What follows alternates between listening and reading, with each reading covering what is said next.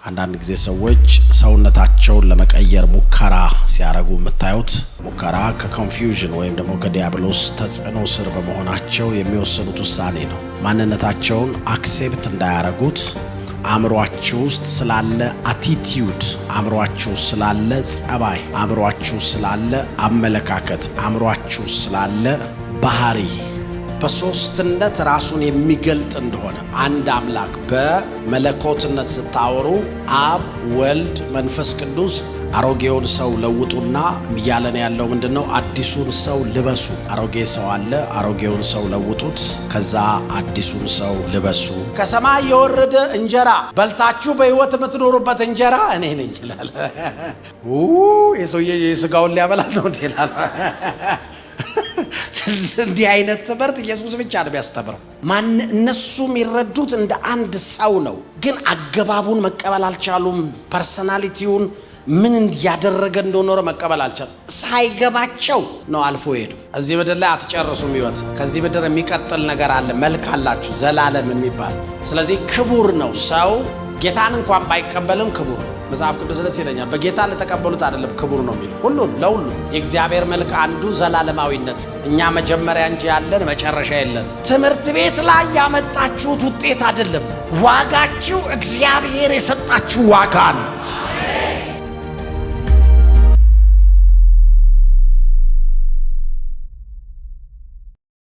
ፐርሰን ወይም ደግሞ አንድ ሰው ወይም ስለ አንድ ግለሰብ ወይም ስለ አንድ ሰውነት ስናወራ የምናወራው ፐርሰን ማለት ማን እንደሆንን ይናገራል። ፐርሰናሊቲ ደግሞ ማለት ደግሞ እንዴት ማንነታችንን እንደምንገልጥ ይናገራል። ስለዚህ በሁለቱ መካከል ያለው ልዩነት አብረው በጣም ይሰራሉ፣ እንደገናም ደግሞ የሆነ ቦታ ይለያያሉ።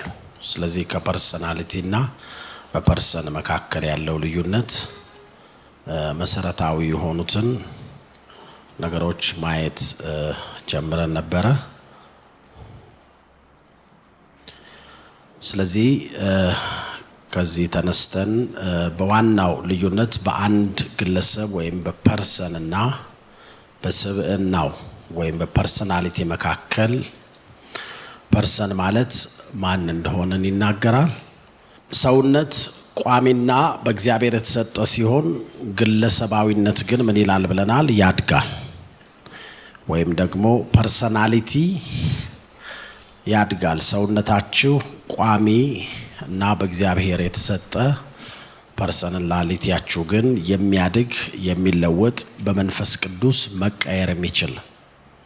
አንዳንድ ጊዜ ሰዎች ሰውነታቸውን ለመቀየር ሙከራ ሲያረጉ የምታዩት ሙከራ ከኮንፊውዥን ወይም ደግሞ ከዲያብሎስ ተጽዕኖ ስር በመሆናቸው የሚወሰኑት ውሳኔ ነው። ማንነታቸውን አክሴፕት እንዳያረጉት ወይም ደግሞ ማንነታቸውን እንዳይቀበሉት ዲያብሎስ ብዙ ጥረቶችን ሲያረግ ታያላችሁ። ሰውነታችንን ቋሚ ነው። ወንድ ወንድ ነው፣ ሴት ሴት ነች። ቋሚ ነው ይሄ። ነገር ግን ፐርሰናሊቲያችን መለወጥ ይችላል፣ መሻሻል ይችላል፣ ማደግ ይችላል። ያው መለወጥ ወደ ሁለቱ፣ ወደ ኔጌቲቭም ወደ ፖዚቲቭም መለወጥ ይችላል። ሐዋርያው ጳውሎስ ሲናገር እንደዚህ ይላል በኤፌሶን ምዕራፍ 4 ከቁጥር 22 ጀምሮ ቀድሞ ስለነበራችሁ በሕይወት በሚያታልል ምኞት የጎደፈውን አሮጌውን ሰውነታችሁን አውልቃችሁ እንድትጥሉ ተምራችኋል ይላል። ደግሞም በአእምሮአችሁ መንፈስ እንድትታደሱ እውነተኛ በሆነው ጽድቅ እንዲሁም ቅድስና እግዚአብሔርን እንዲመስል የተፈጠረውን አዲሱን ሰው እንድትለብሱ ነው ይላል። አያችሁት? ሊመልሰን የሚፈልገው ወደ ኦሪጂናል የእግዚአብሔር አጀንዳ፣ ወደ ኦሪጂናል የእግዚአብሔር ሐሳብ። ቀድሞ ስለነበራችሁ ሕይወት በሚያታልል ምኞት የጎደፈውን አሮጌ ሰውነታችሁን አውልቃችሁ እንድትጥሉ ተምራችኋል። ስለዚህ አሮጌ ሰውነት አውልቀን የምንጥለው ሰውነት ነው። አሮጌ ሰውነት ማለት አሮጌው የሰውነት ከሰውነት ተነስቶ የተፈጠሩ ፐርሰናሊቲዎችን አውልቀን እንድንጥል ይፈልጋል። ይሄን ለማድረግ ደግሞ አእምሮአችሁ እንዲታደስ፣ በአእምሮአችሁ መንፈስ እንድትታደሱ ይላል። አእምሮአችሁ ውስጥ መንፈስ ቅዱስ አለ አይደለም የሚለው አእምሮአችሁ ውስጥ ስላለ አቲቲዩድ፣ አእምሮአችሁ ስላለ ጸባይ፣ አእምሮአችሁ ስላለ አመለካከት፣ አእምሮአችሁ ስላለ ባህሪ ነው የሚያወራው። መንፈስ የሚለው መንፈስ ቅዱስንም አይደለም የሰውንም መንፈስ አይደለም። ሁለቱም የሚያወራው አእምሮአችን ውስጥ ስላሉ ፐርሰናሊቲዎች። ምክንያቱም ፐርሰናሊቲዎች ከአእምሮ ውስጥ ወጥተው ነው ሪፍሌክት የሚደረጉት። ስለዚህ በአእምሮአችሁ መንፈስ እንድትታደሱ መታደስ ይችላል። ስለዚህ በሰዎች መካከል ልዩነት የሚፈጠሩት ከሰውነት ሳይሆን ከፐርሰናሊቲ ነው ብለን አይተናል። ዋናው በፐርሰንና በፐርሰናሊቲ መካከል ያለው ልዩነት ምን እንደሆነ አይተናል። ማንነታችን የተሰራንበት ነገር ሲሆን ፐርሰናሊቲ ደግሞ በማንነታችን ምክንያት መጥቶ አልፎ የሚመጡ ነገሮችን እንደሆነ አይተናል። ስለዚህ ሐዋርያው ጳውሎስ በአእምሮአችሁ መንፈስ እንድትታደሱ ወይም ደግሞ በአእምሮአችሁ አቲቲዩድ፣ አንደኛው እንግሊዘኛ መጽሐፍ ቅዱስ አቲቲዩድ ይለዋል፣ ጸባይ። የኦሪጂናሉ ትርጉም ስታነቡት መንፈስ የሚለውን አቲቲዩድ፣ ጸባይ፣ አኳኋን ይለዋል። ስለዚህ አእምሮአችን ውስጥ ያሉ ነገሮች ሲታደሱ የሚመጡትን ነገሮች ይነግረናል። አሮጌውን ሰው ለውጡና እያለን ያለው ምንድነው? አዲሱን ሰው ልበሱ። አሮጌ ሰው አለ፣ አሮጌውን ሰው ለውጡት፣ ከዛ አዲሱን ሰው ልበሱ ብሎ ይናገራል። ስለዚህ አሮጌውን ሰው መለወጥ ይቻላል። አሮጌው ሰው ማለት አሮጌው አቲቲዩድ፣ አሮጌው ጸባይ፣ አሮጌው አኳኋን፣ አሮጌው ባህሪ፣ አሮጌው አካሄድ ማለት ነው። ስለዚህ አሮጌውን ሰው ለውጡና አዲሱን ልበሱ ብሎ ይናገራል። የእግዚአብሔር ትንሽ ነገር አሳይቻችሁ ከዛ ወደ ፋይናላይዜሽን ለመውሰድ ሞክራለሁ። ብዙ ጊዜ ሰዎች ስለ እግዚአብሔር ሲያወሩ ወይም እግዚአብሔርን ፐርሰናሊቲ እና የእግዚአብሔርን ፐርሰን ላይ ይደበላለቅባቸዋል። ለምሳሌ ኢየሱስ ክርስቶስ ሁለት ፐርሰናሊቲዎች ነው ያሉት። መጣበታለሁ ምን ማለት እንደሆነ አሁን ያልኩት። ስለ እግዚአብሔር ስንናገር ስብዕናው የሚገለጥበትን መንገድ በሚገባ መረዳት አለብን። እግዚአብሔርን ሁል ጊዜ ስታስቡ እግዚአብሔር የሚባለው አምላክ የራሱ የሆነ ፐርሰን ነው። የራሱ የሆነ ማንነት አለው። ማንነቱ ደግሞ የሚገለጥበትን መንገድ በሚገባ መረዳት አለብን። ለምሳሌ መጽሐፍ ቅዱስ እግዚአብሔርን አንድ አምላክ በሶስትነት ራሱን የሚገልጥ እንደሆነ፣ አንድ አምላክ በመለኮትነት ስታወሩ አብ፣ ወልድ፣ መንፈስ ቅዱስ በአካል ሶስት ናቸው። ነገር ግን በስብዕና ወይም ደግሞ በማንነት ወይም በመለኮትነት ስንመጣ ግን አንድ ናቸው። ሶስት ፐርሰናሊቲ የላቸውም። አንድ ፐርሰናሊቲ ሶስት ፐርሰን ነው ያለው። ብዙ ጊዜ ኮንፊውዝድ የሚሆኑ ሰዎች በዚህ ሶስት ፐርሰናል፣ አብ ሌላ፣ ወልድ ሌላ፣ መንፈስ ቅዱስ ሌላ አይደለም።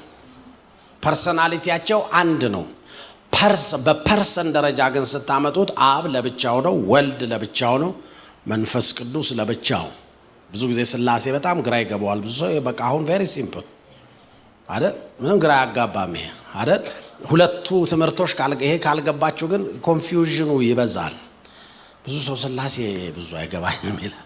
ስላሴ በጣም ቀላል። መጽሐፍ ቅዱስ እግዚአብሔር አምላክን አንድ አምላክ በሶስትነት ራሱን የሚገልጥ እንደሆነ ይነግረናል።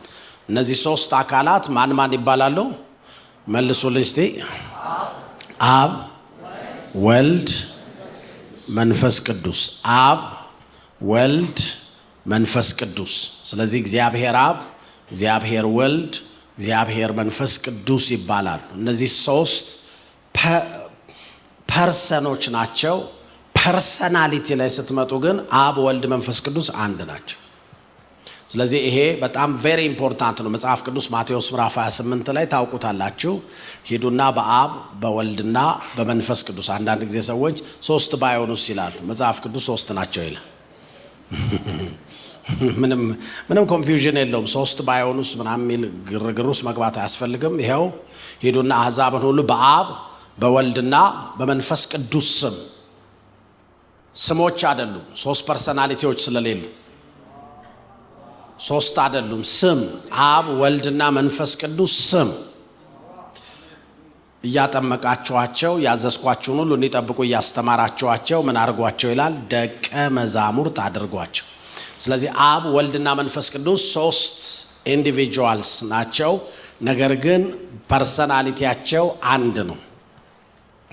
ሁለተኛ ቆሮንቶስ 13:14 ላይ የጌታ ኢየሱስ ክርስቶስ ጸጋ፣ የእግዚአብሔር ፍቅር፣ የመንፈስ ቅዱስ ህብረት ሶስት ናቸው አሁን። ስለዚህ አብ ወልድ መንፈስ ቅዱስ፣ ጌታ ኢየሱስ፣ እግዚአብሔር አብ፣ መንፈስ ቅዱስ። አቀማመጡ ችግር የለውም የትኛውም ቢሆን። አሁን ማቴዎስ ላይ ሲያስቀምጠው አብ ወልድ መንፈስ ቅዱስ ነው ያለው። ቆሮንቶስ ላይ ሲያስቀምጠው ኢየሱስ እግዚአብሔር ከዛ መንፈስ ቅዱስ ይዳዝማ። ምክንያቱም በመደዳ አይደለም የተቀመጡ እንትን የስልጣን እርከን አይደለም። አንደኛ ሁለተኛ ሶስተኛ አይደሉ። በመካከላቸው መበላለጥም ማነስም መተለቅም የለም፣ እኩል ናቸው። ኦኬ ይሄ የምታውቁት ነው። they are not three personalities of one person but three real and distinct person in loving relationship. አብ ወልድና መንፈስ ቅዱስ ሶስት ፐርሰናሊቲዎች ወይም ሶስት የተለያየ ስብዕና ያላቸው፣ የተለያየ መገለጫ ያላቸው፣ የተለያየ ጸባይ ያላቸው አይደል። one person but three real distinct persons. ፐርሰናሊቲ ላይ ግን ሶስት አይደሉም። very simple። እየጻፋችሁም እየሰማችሁ ሁለቱንም ቢሆን ጥሩ ነው፣ ሌክቸር እንዳላረግ ብዬ። calling them personalities is a mistake called modalism. Modalism, it's one of a kind of teaching ነው። በዓለም ላይ ካሉ አደገኛ ትምህርቶች መካከል አንደኛው ሞዳሊዝም ማለት ስለ ሥላሴ የሚሰጥ የተሳሳተ ትምህርት ወይም አስተምህሮ ነው። ሞዳሊዝም የሚያስተምረው አንዱ ምንድነው? we have three personalities. No, we don't have three personalities. We have three persons but one personality. ያ ማለት አብ ወልድና መንፈስ ቅዱስ ማለት ምንም ልዩነት የለም። በፐርሰን ደረጃ ግን ልዩነት አላቸው። ሞዳሊዝም በጣም አደገኛ የሆነ ትምህርት ነው ያላቸው። የተለያዩ ትምህርቶች የተለያዩ ሃይማኖቶችም እኛ ምድር ያሉ ታያላችሁ። it says ሞዳሊዝም ምን ይላል? God is one person who reveals himself in different modes of forms like masks or roles. እግዚአብሔር አንድ ነው ይልና ራሱን ግን በተለያየ ማስኩን እየቀየረ ዛሬ ነጭ ማስክ ያረጋና አብ ይሆናል፣ ነገ ደግሞ እሷን አውልቆ ወልድ ሚል ማስክ ያረጋል። ዋው this is amazing። ሮልስ ደግሞ ለምሳሌ አንዳንዴ አባት ይሆናል፣ አንዳንዴ ደግሞ ልጅ ይሆናል፣ አንዳንዴ እንደዛ አይነት መጽሐፍ ቅዱስ እንደሱ አይነት ትምህርት ነው። sometimes as a father, sometimes as a son, sometimes as the Holy Spirit. wow የሞዳሊዝም ትምህርታቸው ኮር ትምህርታቸው ይሄ ነው። this is very serious የሆነ ሚስቴክ ነው። ሆኖ ከዛ የሆነ ቀን ነው ወልድ እንደዚህ አይነት ጨዋታ አይቼው ኖ ሶስት የተለያዩ አካላት ናቸው። ፐርሰናሊቲ ላይ ነው የማይለያዩት። እኔና አብ አንድ ነን ያለው እሱን ነው። ፐርሰናሊቲያቸው ነው እየነገራቸው ያለ እንጂ ኢየሱስ እዚህ ሆኖ አብ እዛ እንዳለ ብዙ ጊዜ ነው በሰማይ የምትኖር አባታችን ብሎ እና አንዳንዴ ያስቃል። በቃ አሁን ይሄን ትምህርት ይዘህ መጽሐፍ ቅዱስ ውስጥ ስገባ በጣም ብዙ ነገር ነው ራስ ግራ ይገባል። አሁን ኢየሱስ ሲጸልይ ወደ ማንም ይጸልየው አባት ወይ ሲል እዚህ ጋር አቤት ይላል። ኦ ማይ ጋድ ጻም አንዳንዴ ማለት በጣም ሎጂካል እንኳን ስትሆኑ ያስቃል ይሄ ትምህርት። ሞዳሊዝም አብ ወልድና መንፈስ ቅዱስ ሶስት የተለያዩ አካላት እንደሆኑ ይክዳሉ። ሶስት አይደሉም። አንድ ነው። አንዱ ነው በተለያየ መልክ የሚገለጠው እንጂ እንትን ነው። ይሄ ሞዳሊዝም ለምሳሌ ኦን ጂሰስን ያካትታል። ባይዘው ትሪኒቲ ላይ ያላቸው አቋም አንዱ ይሄ ነው። ሁሉም ኢየሱስ ነው። እነሱ ደግሞ ሌላ አላቸው የተንሻፈፈ፣ ግን ይሄንንም ያካትታል። በተቃራኒው 3 ፐርሰናሊቲዎች ናቸው። በተለያየ ጊዜ ራሳቸውን በተለያየ መልክ ይገልጣሉ ይላሉ። 3 ፐርሰናሊቲ የለም በአብ በወልድና በአንድ ፐርሰናሊቲ። ከዛ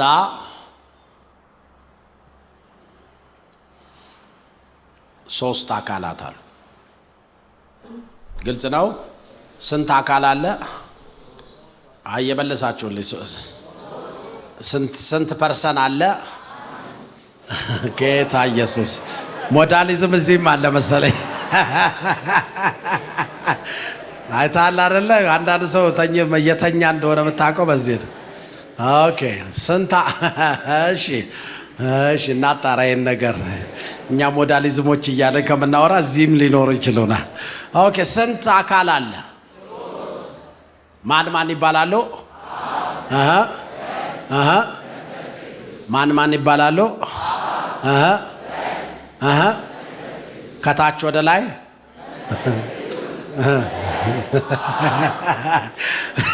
ከታች ምን ችግር አለ? ምንም ችግር የለውም ማለት እንትን አይደለም ብለናል አይደል? የርከን ደረጃ አይደለም። አንደኛ አብ፣ ሁለተኛ አይደለም ያለው። እሺ አብ ወልድ መንፈስ ቅዱስ። እሺ አብ ወልድ መንፈስ ቅዱስ፣ መንፈስ ቅዱስ ወልድ አብ አይደል? በፐርሰን ደረጃ ስንት ናቸው? 3 ናቸው። በፐርሰናሊቲ ደረጃ ግን ስታመጡ አንድ አምላክ በሶስትነት የተገለጠ 3ቱ። እነዚህ ግን ሰዎች ምንድነው? ኖ አብ አንዳንድ ቀን አብን ሆኖ ይገለጣል፣ ከዛ ወልድ ሆኖ ይገለጣል፣ መንፈስ ቅዱስ ይሆናል። እና ቬሪ ፈኒ በጣም አስቂ ነው፣ ግን ብዙ ሰው ነው የሚከተለው ይህን እምነት። ለምን ስህተት ሆነ ሞዳሊዝም ከተባለ መጽሐፍ ቅዱስ በአብ በወልድና በመንፈስ ቅዱስ መካከል ያለውን ጥብቅ ግንኙነት ያስረዳናል። እነሱ ምንድነው የሚሉት? አብም ራሱ ነው፣ ወልድም ራሱ ነው፣ መንፈስ ቅዱስም ራሱ ነው። መጽሐፍ ቅዱስ ግን በአብ በወልድና በመንፈስ ቅዱስ መካከል ያለውን ሪሌሽንሺፕ፣ አንድነት፣ ዩኒቲ፣ ሃርመኒ፣ ወልድ መጥቶ እንዴት ከአብ ጋር መተካከል እንዳልፈለገ ራሱን እንዴት ዝቅ እንዳደረገ፣ መንፈስ ቅዱስ መጥቶ ደግሞ አብን እንዴት ከፍ እንዳደረገ፣ ኢየሱስን እንዴት ከፍ እንደሚያደርግ በጣም የሚገርም ሃርመኒ ነው የሚያሳይ። ያንን የሚያጠፋው አብ ልጁን ወልድን ላከው። እንግዲህ አሁን በሞዳሊዝም ትምህርት ከሆነ ልልከው ነው ይላል አብ። ከዛ ራሱን ይመጣ ነው። በጣም ነው እንትን የሚያደርገው። እነሱ እንደዚህ እንደኛ እንደሳቅ ነው አይደለም የሚስቁት፣ በጣም ነው የሚነኩት። አው ያኑ እየተባረኩ ነው የሚሰሙት። መጽሐፍ ቅዱስ ዮሐንስ ወንጌል ምዕራፍ 3 ቁጥር 16 ላይ በእርሱ የሚያምን ሁሉ የዘላለም ሕይወት እንዲኖረው እንጂ እንዳይጠፋ እግዚአብሔር አንድያ ልጁን እስኪሰጥ። ስለዚህ እግዚአብሔር አብ እግዚአብሔር ወልድን ሰጥቶናል። ይሄ አንደኛው ብሌሲንግ ነው። ወልድ ደግሞ እዚህ ምድር ላይ ያለ ወደ አባቱ ይጸልይ ነበር። ስለዚህ ዮሐንስ ወንጌል ምዕራፍ 17 ከቁጥር 1 እስከ 2 ላይ ኢየሱስም ይህን ተናግሮ ወደ ሰማይ ዓይኖቹን አነሳና እንዲህ አለ፣ አባት ሆይ ሰዓቱ ደርሷል፣ ልጄ ያከብር ዘንድ በስጋም ሁሉ ላይ ስልጣን እንደሰጠኸው ለሰጠው ሁሉ የዘላለምን ሕይወት ይሰጣቸው ዘንድ ልጅህን አክብረዋል። እና አንዳንዴ እንደውም ይመልስለታል፣ አከበርኩት ከበረ ምናምን ይላል። ስለዚህ ጸሎቱን ጸልዮ አንዴ ደግሞ ወጣ ብሎ መልሶ ደግሞ መጥቶ እንደሱ አይደለም። ብትወዱኝ አለ ጌታ ኢየሱስ ምንን ጠብቁ? ትእዛዜን ጠብቁ፣ እኔም አብን እለምናለሁ። ይሁት በመሃላቸው ያለውን ሃርመኒ። እኔ አብን እለምናለሁ ምን እንዲያረግ? ለዘላለም ከናንተ ጋር እንዲኖር ሌላ አጽናኝ እንዲሰጣችሁ መንፈስ ቅዱስን እንዲልክ ማንን ጠይቀዋለሁ አለ? አብን። ስለዚህ አብ እንዲህ አይነት ስራዎችን ይሰራ በአብ በወልድና በመንፈስ ቅዱስ። ኢየሱስ ወደ አብ ይጸልያል። መንፈስ ቅዱስን ሄዶ አብን ጠይቆ ሲልክልን ታያላችሁ። እግዚአብሔር አብ ደግሞ ልጁን ሲልክ ታያላችሁ። አብ ደግሞ ኢየሱስ ሲጠይቀው መንፈስ ቅዱስን ሲልክ ታያላችሁ። በመሃላቸው ያለው ሃርመኒ ነው። አብ እና ወልድ መንፈስ ቅዱስን ላኩት። ስለዚህ አብ በስሜ የሚልከው መንፈስ ቅዱስ የሆነው አጽናኝ እርሱም ሁሉን ያስተምራችኋል፣ እኔም የነገርኳችሁን ሁሉ አዳዲስ ትምህርቶች ይዞላችሁ ይመጣል አላል። እኔ የነገርኳችሁን ሁሉ ያሳስባችኋል አለ። the only thing የሚያደርገው እኔ የነገርኳችሁን ነገር ደጋግሞ ይነግራችኋል።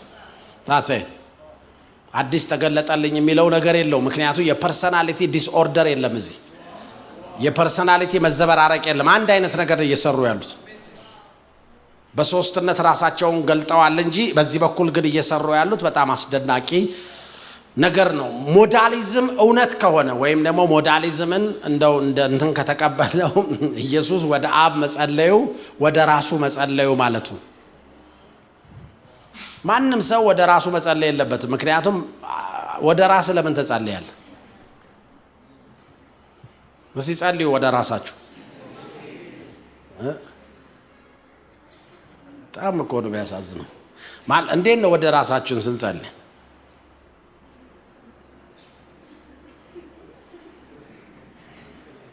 ከዛ ደግሞ ራስ ተመልሰው ምንድነው?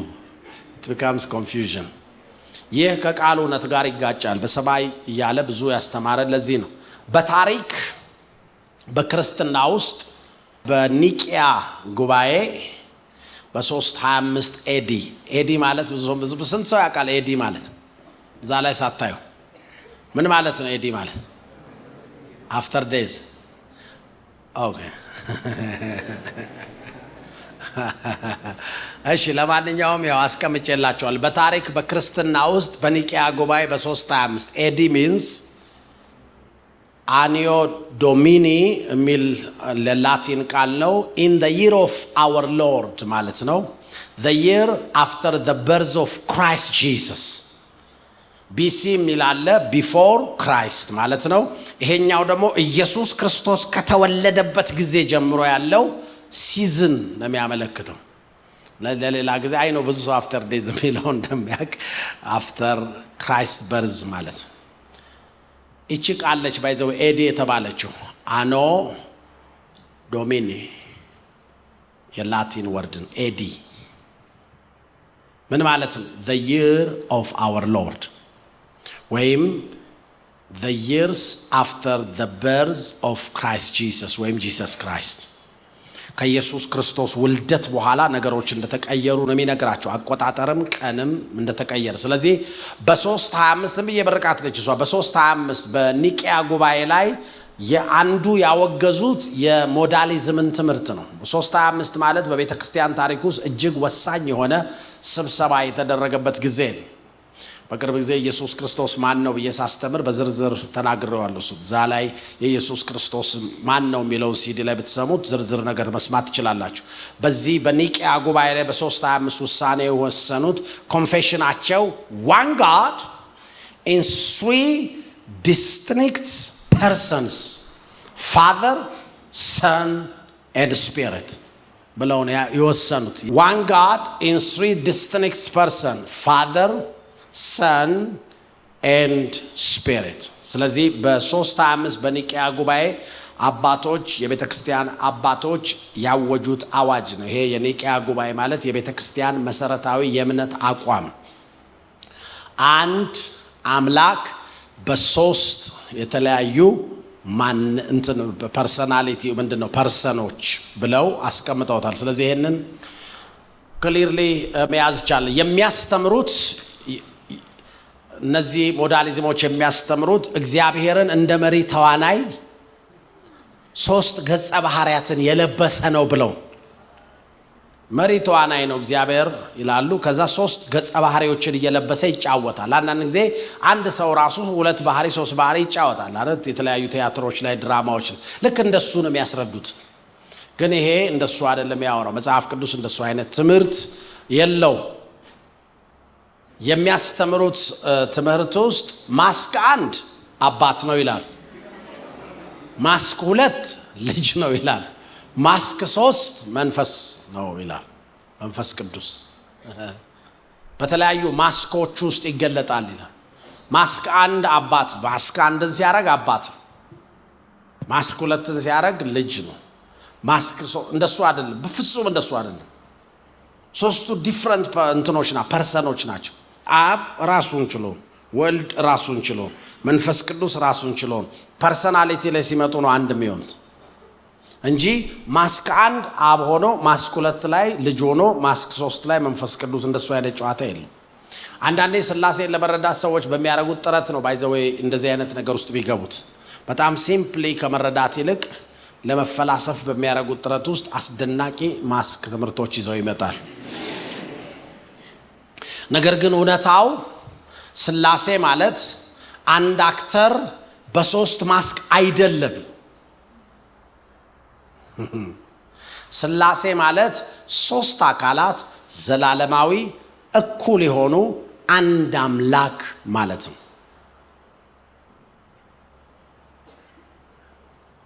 ትሪኒቲን ስታስቡ ሥላሴ ማለት ሶስት አካላት ዘላለማዊ እኩል የሆኑ አንድ አምላክ ማለት ነው።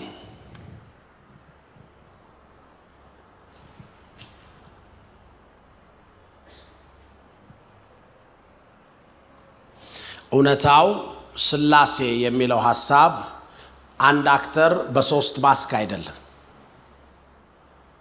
አንድ ሰው ሶስት ማስክ ማድረግ ይችላል አይደል? አንደኛውን ሲያወልቀው ሌላ፣ አንደኛውን ሲያወልቀው ሌላ። እሱን አይደለም። ያው ሥላሴ ማለት ሶስት አካላት ናቸው። እነዚህ ሶስት አካላት ግን ዘላለማዊ ናቸው፣ እኩል የሆኑ በአብና በወልድ በመንፈስ ቅዱስ መካከል መበላለጥም ማነስም መተለቅም የለም። እኩል የሆኑ አንድ አምላክ ማለት ነው። each person of the Trinity is fully God። ትልቅ እግዚአብሔር ትንሽ እግዚአብሔር የለም በመካከላቸው። yet they are distinct in relationship። ከሰው ልጆች ጋር በሚኖራቸው ግንኙነት ግን የተለያየ ነገሮችን ሲሰሩ ታያላችሁ። ለምሳሌ አብ እንደ አባት ነው የመጣው፣ ወልድ እንደ ልጅ እና እንደ አዳኝ ነው የመጣው፣ መንፈስ ቅዱስ ደግሞ እንደ ሰራጺና እንደ ረዳት ነው። ራሳቸውን በተለያየ መንገድ ይለያሉ። each person of Trinity is fully God። ኢየሱስ ክርስቶስ እዚህ ምድር ሲመጣ ትንሽ ሰው አይደለም፣ ወይም እግዚአብሔር ለመሆን የሚሞክር ሰው አይደለም። he was fully God, fully man። ኢየሱስ ክርስቶስ አሁን ይሄንን ዝም ብዬ ነው ያስገባውበት ሪዝን አሁን ቀጥዬ የማመጣትን ፖይንት ለማስያዝ ነው። ግን በጣም ወሳኝ ነገር ነው፣ ለእናንተ በጣም ያግዛችኋል። ኢየሱስ ክርስቶስ አንዳንዴ ብዙ ነገር እናውቅና መሰረታዊ ነገር አናውቅም። አንዳንዴ በጣም ወሳኝ ነገር ታውቃለህ፣ ብዙ ነገር ግን መሰረታዊ የሆነ የክርስትና ትምህርት ካላወቅን አበቃል። ኢየሱስ ክርስቶስ Jesus is equal to one person, the Son። አይደል? ኢየሱስ አንድ ፐርሰን፣ two natures፣ ሁለት ኔቸሮች፣ ሁለት ባህሪያት አሉት። አንዱ God፣ አንደኛው ማን። አሁን የትኛውም ሰው ነው፣ ሁለት ኔቸር አይኖርም። በግና በመሃል የበግ አለ ሰው ካላ ስታዲየም ማየት ፈልጋለሁ ካገኛችሁ። በመሃል ሰው ይሆናል። በቃ በመሃል ደግሞ በግ ይሆናል። አይሆንም። ሁለት ፐርሰናሊቲ ያለው ምንም ነገር ካለ ችግር ውስጥ ነው ያለን። ይሄው እዚህ ጋር አሁን እየነገረን ያለው ኢየሱስ ክርስቶስ ቱ ኔቸር ነው ያለው። እግዚአብሔር ነው፣ at the same time ሰው ነው። ለዚህ እኮ ነው በጣም አብዛኛውን የኢየሱስ ትምህርቶች ላይ ይሄንን ስለሚያነሳ እንዴ አንተ ሰው ስትሆን አይደል እንዴ አምላክ ነኝ አይደል ይሄዳል፣ እንደዚህ ይዘህ ይሄድብሃል። በጣም ያስገርመኝ እሱ ምንም አይስላቸው እንደዚህ ብሎ ካልመታው እኮ ጥያቄ ሊፈጠርብኝ ለምንድን ነበር ልመታው ነበር አይደል? ለምን አልመታው ምንድነው ያዘኝ አይሉ እንዴት አልመታውትም ማከናም ብለው ይሄ ነገር ልጸልይበት አይሉ። የሚቀጥለው ላይ ድንጋይ ነው የሚፈልጉት።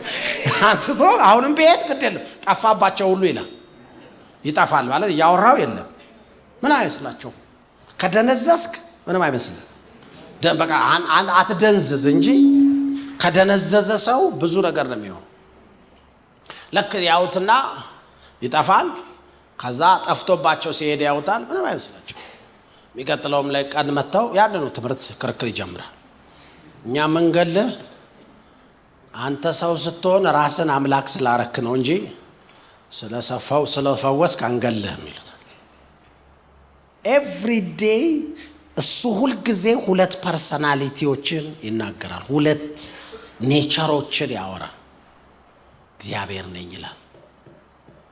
አት ዘ ሴም ታይም ደግሞ ሰው ነው። እንደ ማንኛውም ሰው ደግሞ ታዩታላችሁ። ሂዝ ሆሊ ፐርሰናሊቲ ሾውስ ፐርፌክት ላቭ ኤንድ ኮምፓሽን። የእሱ ደግሞ የተቀደሰው ማንነቱ ለሰው ልጆች የሚገርም ፍቅርና የሚገርም ርኅራኄን ለሰው ልጆች በዚህ ምድር ላይ አሳይቶ ሄዷል። ስለዚህ one person, Jesus is equal to one person, the son, two natures, ሁለት ኔቸሮች አሉት። ምንድነው? ኢየሱስ እዚህ ምድር ላይ ያለ 100% እግዚአብሔር ጥሎት አይደለም የመጣው። ምክንያቱም ከጣልከው ያንተ አይደለም። ልብስ አይደለም አምላክነት። የሆነ ቀን እየለበስክ የሆነ ቀን የምታወልቀው 100 አለቃ ምናምን መሆን አይደለም። ኖ ይሄ አትጠበቃ። ማንነቱ ነው፣ አምላክ ነው። እኛን ለማዳን ግን ሰው ሆነ። ሰው ሲሆን አምላክነቱ አለ አብሮት። at the same time ሰው ነው፣ at the same time አምላክ ነው፣ at the same time ሰው ነው። ከዛ ሲያወራ እንዲህ አንተ እናት አባትን እናቃቸው ብራም ይላሉ። እነሱ መሬቱን ብቻ ነው የሚያውቁት፣ ሰማዩን አያውቁ። እንደውም አንዳንዴ ከሰማይ ነው የመጣሁት ይላቸዋል። ፈርቶ ኢየሱስ ባይዘው ምንም ይፈራው ነገር የለም። በዚህ ምድር ላይ ደፋር ከፈለጋችሁ ኢየሱስ ከሰማይ ወርጄ መጥቻለሁ ይላል። የጠራቢው ልጅ አይደል እንደ አባቱ ዮሴፍ እናቱ ማርያም ታዲያ እንዴት ነው ከሰማይ ወርጃለሁ የሚለው? አመመው እንዴ? ተመሰለ ማንም አሁን እዚህ ቤት ያለ ማናችንም ከሰማይ ወርጃለሁ ብትሉ ሰው ይጣላችሁ፣ ይቀየማችኋል፣ ጭንቅላታችሁ እንዳመማችሁ ይቆጥራል። ኢየሱስ ክርስቶስ ከሰማይ ወርጃለሁ ይላል።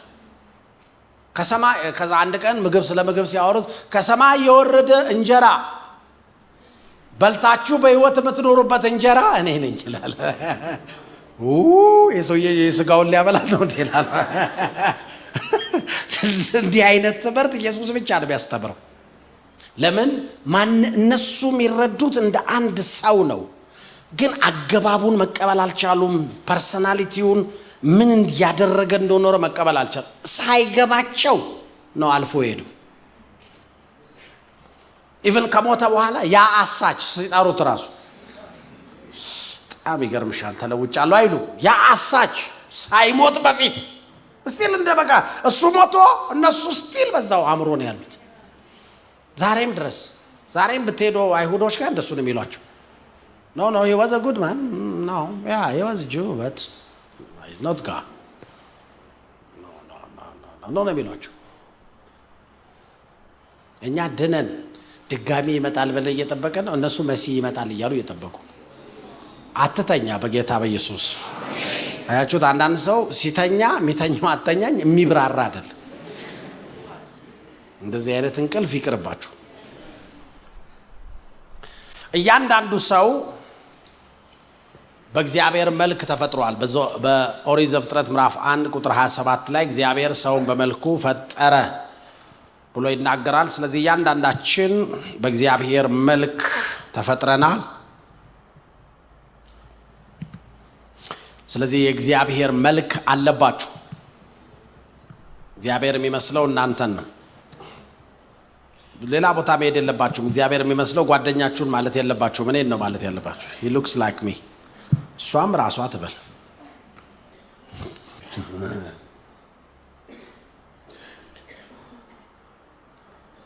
ሰው በእግዚአብሔር መልክ ስለተፈጠረ ነው ክቡር የሆነው፣ ዋጋ ያለው። ሌላኛው ደግሞ ኃላፊነት ያለበት።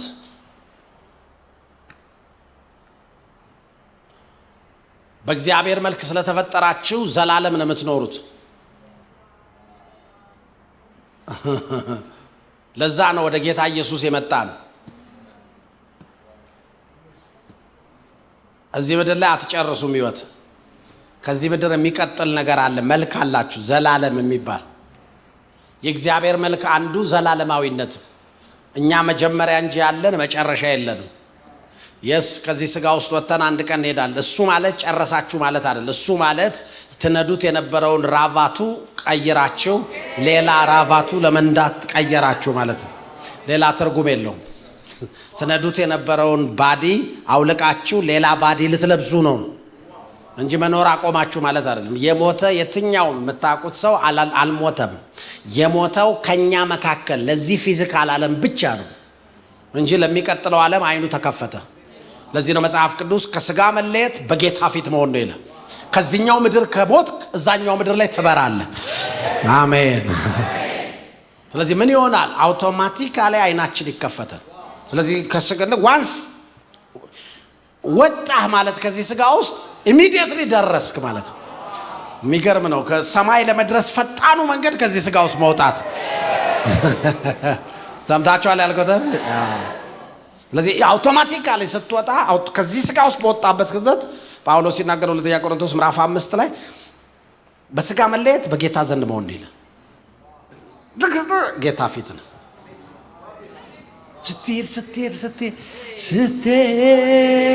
ስትሄድ የሚባለን እሱ አሜሪካ በአይሮፕላን ስትሄድ እስኪሰለች የምትሄደው ይሄ እንደሱ አይደለም። በቃ በመንፈስ ዓለም ውስጥ ስለሆነ የሚሰራው አውቶማቲካሊ present in the presence of the Lord።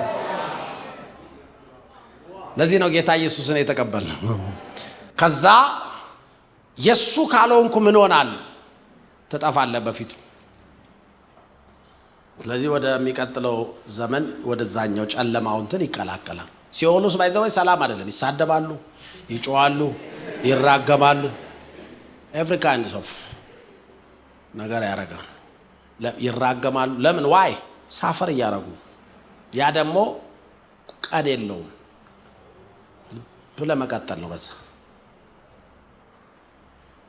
ማለት የሆነ በቃ በሚቀጥለው ሳምንት አንዳንዴ ሰው በህይወት መከራ ሲቀበል 5 ዓመት በኋላ እችን መከራ አልፋታለሁ ብሎ አይደል የሚቀበለው። ይሄኛው 5 ዓመት የለውም፣ ቀጠሮ የለውም፣ ቀን የለውም። በቃ ነን ስቶፕ you will suffer and suffer and suffer and suffer. How long? You will suffer and suffer and suffer. How long? There is no long.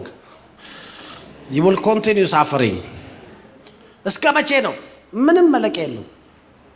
Once you have it, you have it forever. ስለዚህ መጀመሪያውኑ don't have it ያንን ነገር አትውሰደው። በጌታ በኢየሱስ ሲያመን ለዚህ ነው እናንተ ከጨለማ ወደሚደነቀው ብርሃን መንግስት ፈልሳችኋል።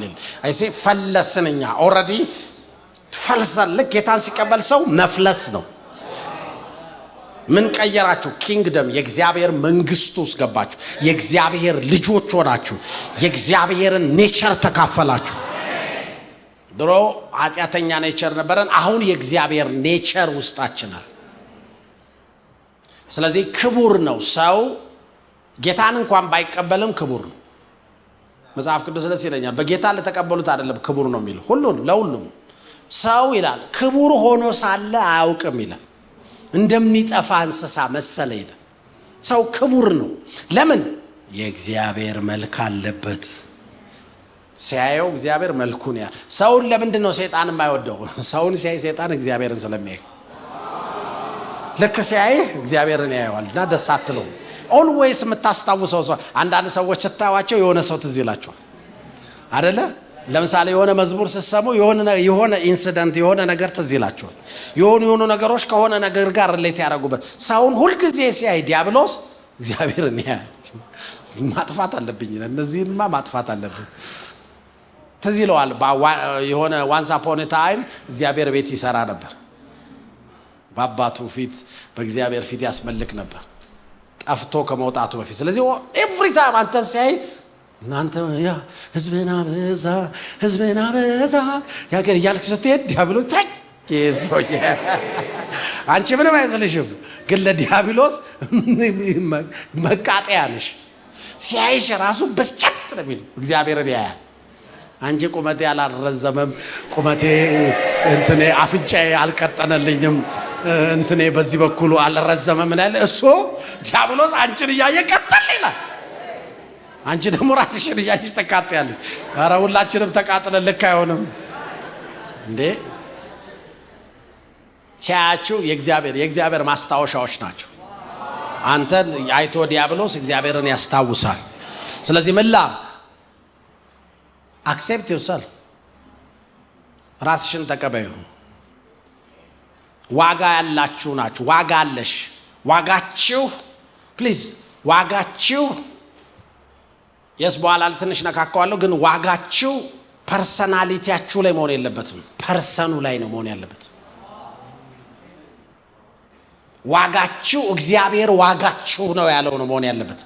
አየህ እግዚአብሔር የመጀመሪያ ዲግሪ የተመረቃችሁ በሙሉ ጌታ ኢየሱስን ተቀብላችሁ መዳን ትችላላችሁ አላለም ብሏል እንዴ? ምን ነው ዝም አላችሁ ታዲያ? ነው ሎጂክ አስገረማችሁ? ብዙ እንደሱ ቢኖረው ብዙ ሰው አይገባም። አሁን አብዛኞቻችሁ ገና እየተማራችሁ ነው። ኳሊፋይ ለማድረግ ገና የሚቀራችሁ ጊዜ አለ። እግዚአብሔር አላለም ኦኬ ከ1 እስከ 5 የወጣችሁ በሙሉ ጌታን ተቀብላችሁ መዳን ትችላላችሁ። እኔ ከ5 በታች ወደ አልቀበልም። ኦ ማይ ጋድ so many people will lose salvation አላለም። ለምን? ዋጋችሁ ትምህርት ቤት ላይ ያመጣችሁት ውጤት አይደለም። ዋጋችሁ እግዚአብሔር የሰጣችሁ ዋጋ ነው። ሰው ክቡር ሆኖ ሳለ ነው። ክቡር የተባልነው ወድቀህ፣ ክቡር የተባልከው ኃጢአት ውስጥ እያለ፣ ክቡር ጨለማ ውስጥ እያለ ክቡር ነህ አንተ ይላል። ሰማይዚ። ስለዚህ ዋጋ የለኝም አትል፣ ዋጋ አለሽ፣ የከበርሽ ነሽ። አሜን። ፐርሰናሊቲያችን ኃጢአት አበላሽቷል። ምንን ያበላሸው ሲባል ፐርሰኑ እና ፐርሰናሊቲን አበላሽቷል። ነገር ግን አንድ ነገር ማድረግ አይችልም ኃጢአት፣ ማንነትን ግን ማጥፋት አይችልም። ስለዚህ እኮ ነው ለጠፉ ሰዎች ኢየሱስ መጥቶ የሞተው። that's why Jesus died for you አለ። ሲሞትልን እኮ ጠፍተን ነበር አይደል? በኃጢአት ምክንያት ጠፍተን ነበር እንጂ ሰው መሆንን ግን አጥተን አልነበረም። ሰው ነበርን በኃጢአት አይደል? ኃጢአተኞች ነበር። ነገር ግን ሰውነታችንን መውሰድ አልቻለም ኃጢአት። እጄን መውሰድ አልቻለም። የእግዚአብሔርን መልክ ከኔ መውሰድ አልቻለም። የእግዚአብሔርን ጸባይ ወስዶብኛል። መልኩን ግን መውሰድ አልቻለም። ምክንያቱም በእግዚአብሔር መልክ ነው የተፈጠርኩት። እግዚአብሔርን የምመስለው ኃጢአተኛም ሆነን እኮ ለዚህ እኮ ነው ዲያብሎስ ለኃጢአተኞች ርህራሄ የሌለው። እሱ ጋር ሆነው ራሱ ሲያቸው እግዚአብሔር ትዝ ይለው ራሱ ጋር ስለሆነ ተፈሎ ነው ቢያጣፋ ሲያይ እግዚአብሔር ትዝ ይለው። ይሄን ማጣፋት ነው ይላል። ይሄ ሰውዬ እዚህም ሆኖ ያቃጥለኛል ይላል እግዚአብሔር። ኤቭሪ ፐርሰን እግዚአብሔርን ያሳየው። ለዚህ እኮ ነው ዲያብሎስ ሰውን ለማጥፋት ወስኖ የሚሰራው። ለዚህ እኮ ነው ዲያብሎስ የሚመጣው አለ ሊሰርቅ፣ ሊያርድ፣ ሊያጠፋ ነው። ማጥፋት ነው ዲያብሎስ የሚፈልገው። ሰው የሚባልን ፍጡር አለማየት አይፈልግም። ምክንያቱም ከእግዚአብሔር ተጣልቶ ከሄደ በኋላ እግዚአብሔርን የሚያስታውሰውን ነገር ማየት አይፈልግም። አንቺ ደግሞ የእግዚአብሔር ማስታወሻ ነሽ። ራስሽን አትርገሚው። in spite of all your weaknesses እግዚአብሔርን ታስታውሰዋለህ ለዲያብሎስ። ፐርሰናሊቲን የሚገነቡ ነገሮች whether positively or negatively የሚገነቡ አሉ፣ ፖዚቲቭሊ የሚገነቡ አሉ። ብቻ whatever ግን ፐርሰናሊቲ እንዴት ይገነባ? ፐርሰናሊቲን የሚገነቡ ነገሮች የመጀመሪያው ተፈጥሮ።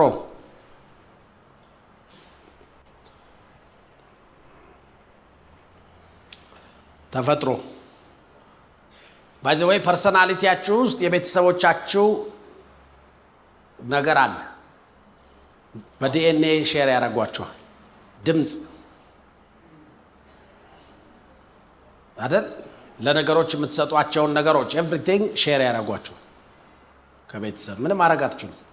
ጸለያችሁ አልጸለያችሁ ምንም ግንኙነት ነው። ኦሬዲ ስትወለዱ ቁመታችሁን፣ መልካችሁን፣ ብዙ ነገራችሁን በተፈጥሮ ተወስዱታላችሁ።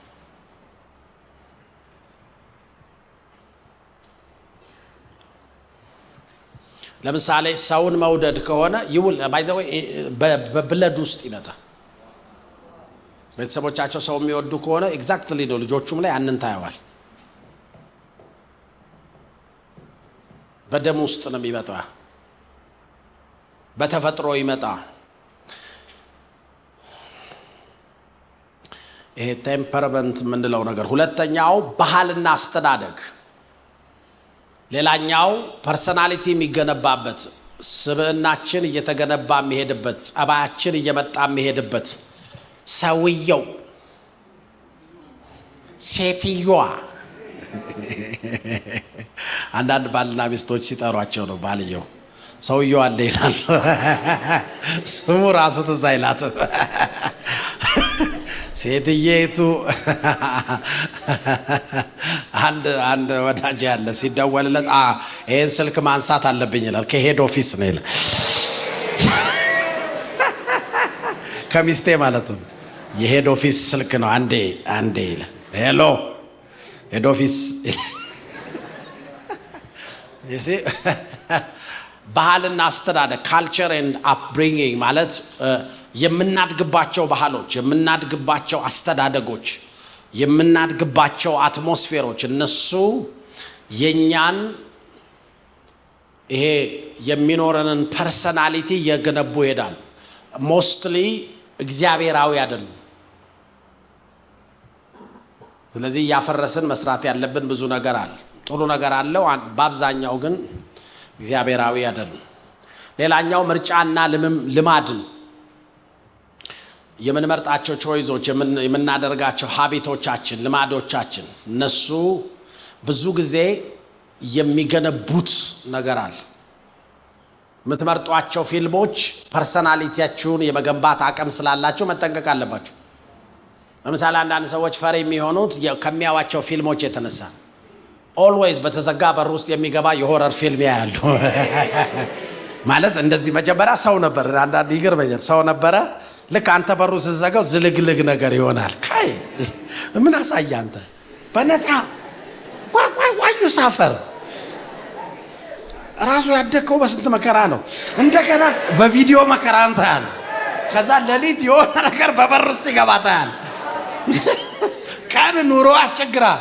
ሌሊት ደግሞ ራስ የሰራው ፊልም ዋይ የኛ ሀገር ፊልም ደግሞ ሲሆን አክተሩም ይሞታል። የኛ ሀገር በጣም አስቂኝ። ዋናው ሰውዬ ይሞታል። መኪና ገጭቶት ሞተ ይሉ። የኛ ሀገርማ መኪና አደጋቶ በቃ ዝም ብሎ ነው የሚገጭህ። ሰውዬው ራሱ ገና ሲጽፍ 6 መስመር ከጻፈ በኋላ መኪና ይግጨው ሚል የተረገመ መንፈስ ነው። አክተሩ አትሊስት ያሸንፍ እንጂ እንደው በህይወት እንኳን ባያሸንፍ ፊልም ላይ ያሸንፍ። ሆሊውድ ውስጥ ባይሎ ነው በቃ the good man has to win. It's a law by the way. The good man has to win the game no matter what. በጥይት ራሱ ቢመታ ብሎ ያሸንፋል እንጂ አራቅሞት በፍጹም አይሞትም እንጂ የኛስ ልክ ከቤት ወጣ ይላል። በስንት መከራ ያድጋል። ስንሰቃይ በቃ ያየው ታነባል። በስንት መከራ ይቆማል። ስንት ከዛ እንደምንም አርጎ ስራ ይቀጠራል። ሲማር መከራውን እያየ ተምሯል። ከዛ ስራ ተቀጥሮ ወር ደሞዝ ሊቀበል በ28 በ30 ሊቀበል ሲል በ28 መኪና ይገጨዋል። በኢየሱስ ክርስቶስ ስም የተመታ ይሁን። አሜን። ምን አለበት ደሞዙን ቢበላ ሳምንት 2 ቀን ሲቀረው ይገሉታል። ይሄ እና ስቃይ ይበዛዋል። የኛ ሀገር አሉ ቆንጆ የሚሰሩ ልጆች፣ ግን በአብዛኛው አክተሩም ይሞታል እና ግራ ይገባል። አክተሩ ሞቶ ከዛ ይቀጥላል ፊልሙ። 45ኛው ደቂቃ ላይ አክተሩ ሞቷል። ፊልሙ 1 ሰዓት ከ58 ይላል። ከዛ ስታይ በሙሉ ያሉት አክተር ሆነዋል። እንደዚህ አይነት ፊልም የለም። ወደፊት ፊልም ስክሪፕት ስትጽፍ አንተ አክተሩ ያሸንፍ። አሜን። ዘለለ ምናምን እነሱ እኮ ይገርማል። ዘለለ ይሉሃል፣ ከትልቅ ተራራ ላይ ዘለለ ይሉሃል። እና ምን ይተርፋል? በቃ እንዴት ይተርፋል? አይተርፍም ብላ እንትን አድርጎ የሆነ እንጨት ይዞ ተንጠልጥሎ ያሳየዋል። እንዴት እንደያዛት ራሱ አታውቅም። ተንጠልጥሎ ተንሸራቶ ወረደ። ወይ ደግሞ የተከመረ እህል ውስጥ ይከቱታል እና እንዲህ እያለ ይወጣል። የኛስ ከመዝለሉ በፊት መኪና ይገጨዋል።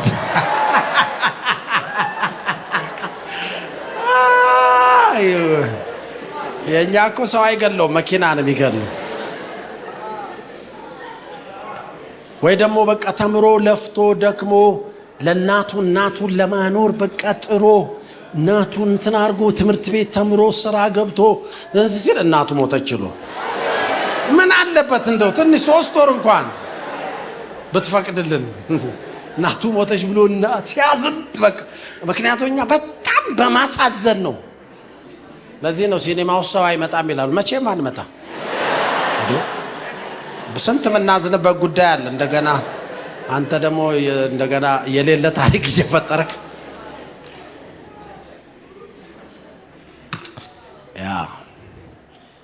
ስለዚህ የምትመርጧቸው ምርጫዎች ጥንቃቄ ማድረግ ነው። ምንድነው የምትመርጡት? ምን ለማየት ነው አይናችሁ የምትከፍቱት? ሶሻል ሚዲያ ላይ ምንድነው የምታዩት? ስልካችሁ ላይ ምንድነው የምታዩት? እዚህ ምንም አያመጣም አትበሉ። ፐርሰናሊቲያችሁን ዲስቶርት ነው የሚያደርጉት። እየቃኟችሁ ሄዳሉ ለኔጌቲቭ ነገር። ከዛ ፖዚቲቭን ለማድረግ ስትሞክር ኦልሬዲ መክኗል አቅም። ስለ ንስር ሳስተምር ንስር ሁልጊዜ የሚበላው ፍሬሽ ምግብ ብቻ። በምንም መልኩ ንስር የሞተ እንስሳ አይበላም። ጥንባንሳ ነው። አባ ኮዳ ምናምን የምትሉት እሱ ኤኒ የሞትም የኖርም ኤኒቲንግ ይበላል እሱ። ንስር ግን ከፍ ብሎ የሚበር እንስሳ ስለሆነ በከፍተኛ ፍጥነትና በከፍታ ላይ የሚበር ስለሆነ ኤቭሪ ታይም ፍሬሽ አሳ መጥቶ ይዛል ወይ ፍሬሽ ጥንቸል ይዛል። ፍሬሽ ራሱ ገሎ ነው የሚበላው። አንተ ገለ የሞተ ነገር መጥቶ አይሻማ። ለምንድነው ንስር የሞተ ነገር የማይበላው ካላችሁ ወደ የክንፉ ላይ ብቻ ወደ 7000 ላባ ነው ያለው እና ይሄ ክንፉ ይሄንን ላባ አንቀሳቅሶ እንዲበር ከፍተኛ ጉልበት ይፈልጋል። ይሄን አንቀሳቅሶ ለመብረር በሚያደርገው ጥረት ውስጥ የተመረዘ ምግብ ከበላ መብረር እንዳይችል ነው ክንፉ የሚሆን። ስለዚህ እታች የወረደ ነገር ስትበሉ ምንድነው የሚያደርጋችሁ? መብረር እንዳትችሉ የመብረር በህይወት እንዳትኖር እኮ ማድረግ ላይችል ይችላል፣ ግን መብረር እንዳትችል ግን ያደርጋል። ከፍታህን ይበላዋል። ፐርሰናሊቲያችሁን ዲስቶርት ያደርገዋል። አይ ነገህን ዲስቶርት ያደርገዋል። ለነገሮች የሚኖርህን ግንዛቤ ያበላሸዋል። ስለዚህ ምርጫዎቻችሁ፣ ልማዶቻችሁ መስተካከል አለበት። ጥሩ ልማድ ማሳደግ ይቻላል። ለምሳሌ ጌታችን ኢየሱስ እንደ ልማዱ ይጸልይ ነበር። ጸሎትን ልማድ ማድረግ ትችላላችሁ። መጽሐፍ ቅዱስን ማንበብ ሀቢት ማድረግ ትችላላችሁ። መልእክቶችን መስማት፣ የሚያንጿችሁን ነገሮች ማድረግ ልማድ ማድረግ ትችላላችሁ። ሌላኛው ፐርሰናሊቲያችንን የሚገነቡ ነገሮች መካከል በመንፈስ የሚደረግብን ተጽዕኖ ነው። ዌዘር ጉድ ስፒሪት ኦር ባድ ስፒሪት። አንዳንዴ የመንፈሱን ጸባይ ታየዋል። ለምሳሌ እንደ ቤተሰብም ታይባቸዋል። አንስቴብል የሆነ ቤተሰብ ውስጥ ያደገ ልጅ የዛን መንፈስ ተጽዕኖ ልጆቹ ላይ ታየዋል። ለምሳሌ እንደ ሰፈር ታየዋል። በጣም በቃ ሌባ የሚበዛበት ሰፈራል። በ4 ዓመቱ ከኪስ ሞባይል እንዴት እንደወሰደው አታውቅ። 4 ዓመቱ እኮ ነው። ቤቢዬ ምናምን እያልከው ቤቢዬ ብለዋል እሱ ቤቢ አርጓል። ከዛ ስትፈልግ ይሄን አሁን ህፃን ልጅ በምን ዚግር ስር ያለ ልጅ በምን ሞባይል ይወስዳል? አሁን ያፈረሷቸው ነው አንዳንድ ሰፈሮች እንጂ እንደዛ አይነት ሰፈሮች ውስጥ አንዳንድ እንትኖች ሴተኛ አዳሪ በጣም ይበዛዋል። ስለዚህ ያ ስፒሪት ፈንክሽን ያደርጋል እዛ አካባቢ የሚወለዱ ልጆች ላይ።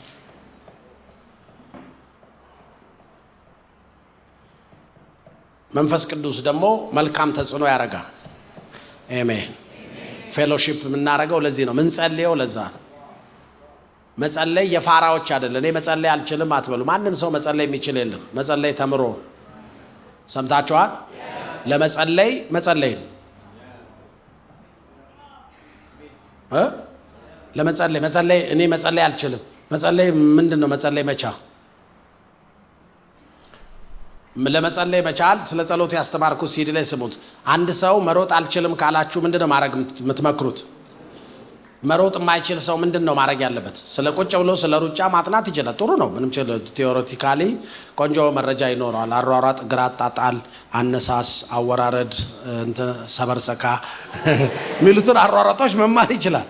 ከዛስ መሮጥ ግን መሮጥ የጀመረ ሰዓት ነው የመሩጫን ዋጋ የሚገባው። ኃይሌን የምታደንቀው እኮ ከዚህ እስከ መገናኛ ሳታቋረጥ ከሮጥክ፣ ከዚህ እስከ መገናኛ ሸው ብለህ ልብህ እስኪጠፋ ከሮጥ ኃይሌ ገብረስላሴ እግዚአብሔር ይባርክ ነው የምትለው። ስንት ዓመት ሙሉ ብንሲል ያለ ምን ሮጧል በእግሩ ነው ምናምን ይላል። እስቲ ሂድ መገናኛ ድረስ መሮጥ ምን እንደሆነ ከዛ ትነግረኛል። አንዳንድ ሰው እኮ ዝም ብሎ እኮ ነው ቁጭ ብሎ እየጠጣ ሻይ ታቅተኛለች እንዴ? አሳየኛ ውጣና አሳየኝ። ለምን አትሮጥም?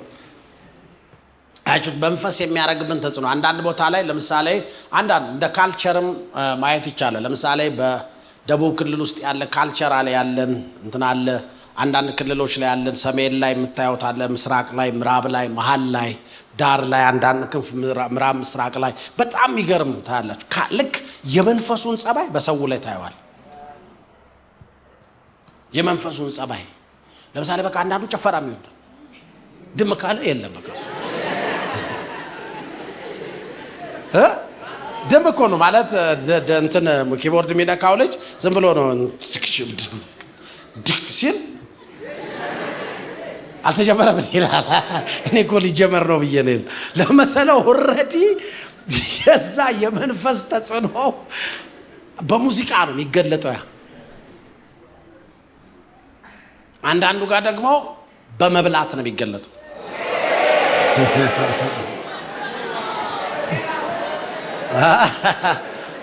ቦታ ስፔሲፊክ ስም ጠርቼ ለነገራችሁ ስለገን ይቀር ቴላስ ግን አንዳንዱ ጋር ደግሞ በስራ በቃ ሶሳይቲ ደግሞ በቃ ስራ ነው። ሰው ያደረገው ስራ ነው ያለ ዘብ ብሎ ጣቀጣስ ከማታ በቃ ከሰኞ እስከ ሰኞ ነው ቸርች ስትለው ሰው ያደረገው ቸርች አይደለም። ሰው ያደረገው ስራ ነው። የመንፈሱ ጸባይ ይሄ ይሻላል። ትንሽ ባላንስ ይፈልጋል እንጂ ይሄኛው ጥሩ ይሄኛው መንፈስ ጥሩ። ይሄ በጣም ጨዋ መንፈስ ነው። አንዳንዱ ደግሞ በጣም ቋጣሪ ነው።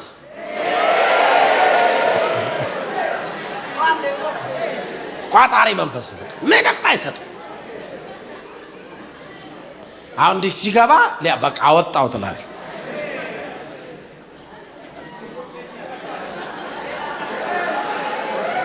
እግዚአብሔር ይባርክ እግዚአብሔር ይባርክ ለማለት ነው። ሁሉ ሰዓት ኪስ ውስጥ የፈለገው የመንፈሱ ጸባይ ነው። በሰውየው ላይ ያየው አንዳንድ ሰው መስጠት የሚቸግረው it's not because መስጠት ስለማይወድ it's because he brought up በሆነ መንፈስ ተጽዕኖ ስር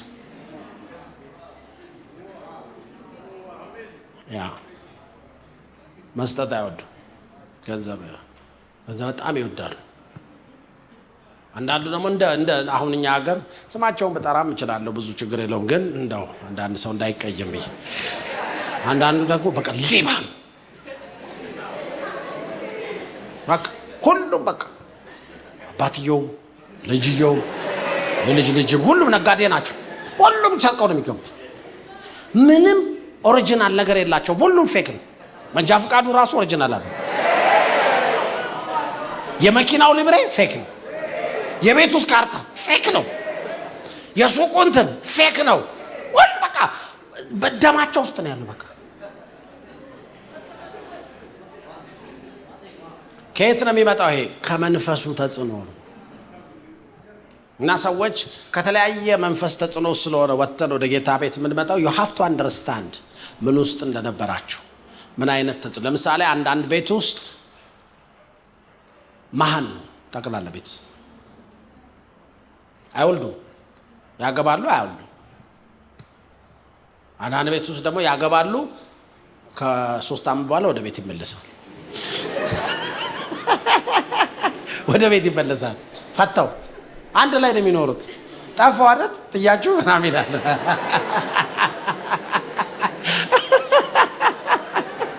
ትቼሽ ጠፋው አይደል ወይኔ ማያ አይዞሽ እኔ ልጅሽ የትም አልሄድም እናቴን ትቼ የትም አልሄድም። እንዴ እናትን ታገባ ነው እንዴ? ቀጥለ የመንፈሱ ጸባይ ነው የእንትኑ ጫና። ስለዚህ ከየትኛው እንደወጣን ምን አይነት ጫና እንዳለ ስለዚህ እነዚህን አሁን አንዳንዴ ላትለዩትም ትችላላችሁ። ብቻ whatever ከምንም ውስጥ ውጡ። አንድ ነገር ግን very important ከመንፈስ ቅዱስ ጋር when you have fellowship with the Holy Spirit መንፈስ ቅዱስ ኢምፓክት ያደርጋችሁ ይመጣል። any unfruitfulnessአችሁን በሙሉ ወደ ፍሬያማነት መቀየር ይጀምራል። ስለዚህ ምን ያ ህይወታችሁን እየቀየረ ውበት እየሰጣችሁ ባህሪያችሁን እየቃኘ ሮንግ የሆነውን ነገር ከህይወታችሁ እያወጣ ራይት የሆነን ነገር እያመጣ ፈሪ የነበርከውን ደፋር፣ ኮንፊደንስ ያልነበረን ኮንፊደንስ ያለ፣ ግራ የምትጋባ የነበርከውን ሰው ቀጥ ያለ ህይወት የምትኖር፣ የሚጨንቅህ የነበርከውን ሰላማዊ እያደረገ ይቀይራል። ስለዚህ የመንፈስ ተጽዕኖ ፐርሰናሊቲ ላይ በጣም ትልቅ ተጽዕኖ ነው የሚያደርገው። ለምሳሌ ሰዎች አንዳንድ ቦታ ደግሞ ትምህርት ነው በቃ ቀለቤዎች ናቸው። ኤቭሪባዲ ማጥናት ጥሩ እኮ ነው። ይሄ የተሻሉት ናቸው እነዚህ የደናው መንፈስ ትምህርት ነው በቃ በሙሉ ተማሪ ነው ሰው። እዛ ሰፈር ግብግቡ ልጅሽ ዲግሪ ጨረሰ እንትን ጨረሰ አሁን እንትን ጨርሷል እንትን ጨርሷል ግን ፈቃይ ነው። የሆነ ፓርቲ ሰጣቸዋል የሆነ ነገር ይዘው የጌታ ነገር ምናምን ነገራቸው እዚህት ነው። አንዳንድ ሰፈር ደግሞ ሰካራ ብቻ አንድ ሰው በጣም አባትየው ይጠጣል፣ እናትየው ትጠጣለች፣ ልጆቹ ይጠጣሉ። የልጅ ልጅ ራሱ አባትየው ያስተረፈውን ይጨልጣል። ቢራ ጠጥቶ የተረፈችውን ልጅየው ራሱ 3 ዓመት እኮ እያለ ኤክሰርሳይዝ እያደረገ ነው። ዋው የመንፈሱ ተጽዕኖ ሰካራ ብቻ። አንዳንድ ሰፈር የማይሰከር ሰው አታገኝ። ሁሉም ሰው በቃ አንዳንድ ደግሞ የኛ ሀገር ደግሞ ጫት በቃ ጫው ብላ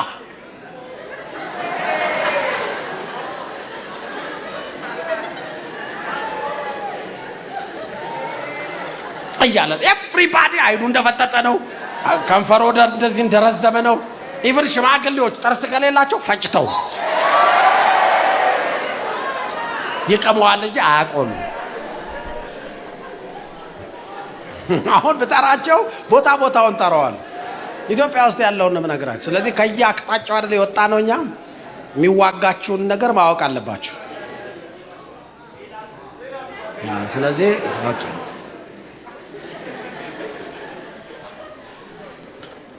ለቅሶ ቤት ጫት ነው የሚመጣው፣ ሰርግ ቤት ጫት ነው የሚመጣው።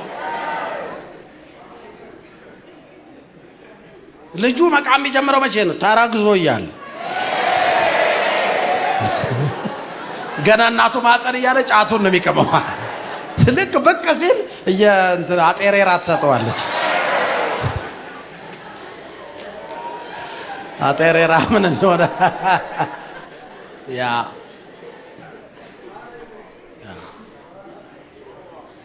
ስለዚህ አንዳንድ ጊዜ የመንፈሶች ተጽዕኖ በሰዎች ባህሪ ላይ ታዩታላችሁ። ባህሪያቸው የመንፈሱ ነጸብራቅ ነው። አንዳንድ ሰፈር ደግሞ ድብድብ ነው። ከልጅነቱ ጀምሮ ሁሉ ሰው እዚህ ስር ሳንጃ ይዛል። ገና ይሄን የሚያክለው ልጅ ጥቃበኛ ምን ታመጣለህ ይላል ትልቁ ሰውዬ። እሱ ልትመታው ስትል ብዙ ሰው ነው የሚመጣ። እናቶቹ ራሱ ይዘው ይወጣሉ ዱላ። ለዘለ መንፈሱ እኮ ነው የሰፈሩ ጸባያቸው ላይ የምታየው የመንፈሱን ባህሪ።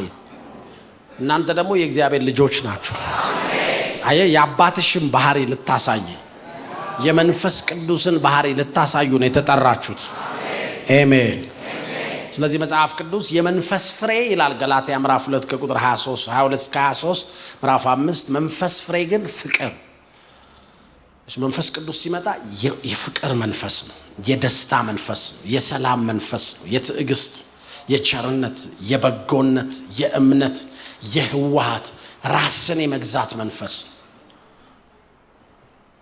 መንፈስ ቅዱስ ኮንትሮል ሲያረጋችሁ ወደዚህ ነው የሚመራችኋል። 4 ፖይንቶችን ሌና ልዝጋው። ሰውነታችን ወይም ፐርሰንሁድ is equal to gift unchanging። እናንተ በቃ አንተ አትቀየርም። አንተ ፐርሰናሊቲ ላይ ግን መቀየር ትችላለህ። ግለሰባዊነት ወይም ፐርሰናሊቲ ግን ያድጋል፣ ይለወጣል። በፐርሰናሊቲያችን የፐርሰናሊቲያችን ግብ ክርስቶስ ኢየሱስን መምሰል ነው። ግባችን የልጁን መልክ ትመስሉ ዘንድ ነው የሚለው መጽሐፍ ቅዱስ። ትንሽ ዘበራርቀውታል ሲጽፉት፣ ለገን አስተካክሉት። ግባችን ክርስቶስን መምሰል። ሮሜ ምዕራፍ 8 ቁጥር 28 ላይ ይሄንን ይነግረናል፣ የልጁን መልክ ትመስሉ ዘንድ። ስለዚህ ፐርሰናሊቲያችን ወደዛ ነው የሚያድገው። ልጁ በብዙ ወንድሞች መካከል በኩር ይሆን ዘንድ አስቀድሞ ያወቃቸው የልጁን መልክ እንዲመስሉ። መልክሽ መልኩ እንዲሆን፣ መልክህ መልኩ እንዲሆን። አሜን። ምን ላርግ እንደሱ እንዲሆን? have fellowship with the Holy Spirit። ምክንያቱም መንፈስ ቅዱስ ያንን ኢምፓርት ያደርግባችኋል። ተግባራዊ መንገዶች 4 መንገዶች ላሳያችሁና ያው ሰፊ ነው፣ ቆንጠራ አድርጌ ትንሽ ልስጣችሁ፣ በአንድ ቀን የሚያልቅ አይደል። ተግባራዊ መንገዶች ምን ፐርሰናሊቲያችንን የምናሳድግበት፣ የምንለወጥበት፣ የምንሻሻልበት። ፐርሰን ቨርስስ ፐርሰናሊቲ።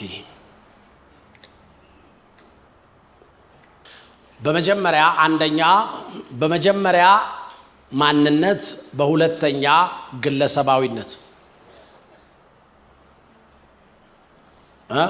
በመጀመሪያ ማንነት። ሁልጊዜ መጀመሪያ ማንነታችሁ ላይ ፎከስ አድርጉ። አይዴንቲቲ ፈርስት፣ ፐርሰናሊቲ ሰከንድ። ማንነኝ ነኝ፣ ከየት ነው የመጣሁት? ሰው ክቡር ሆኖ ሳለ ሰው በእግዚአብሔር መልክ ነው የተፈጠርኩት። የእግዚአብሔር ልጅ ነኝ፣ አዲሱን ሰው ነኝ። እሱ ነው መጀመሪያ ማንነት።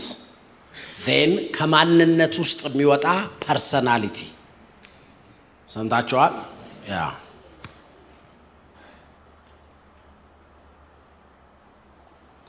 በክርስቶስ ያገኘነው ማንነት የማይለወጥ እና የጸና ነው። በእምነት የእግዚአብሔር ልጆች ሆነና፣ ሃሌሉያ፣ የእግዚአብሔር ልጅ ሆኛለሁ።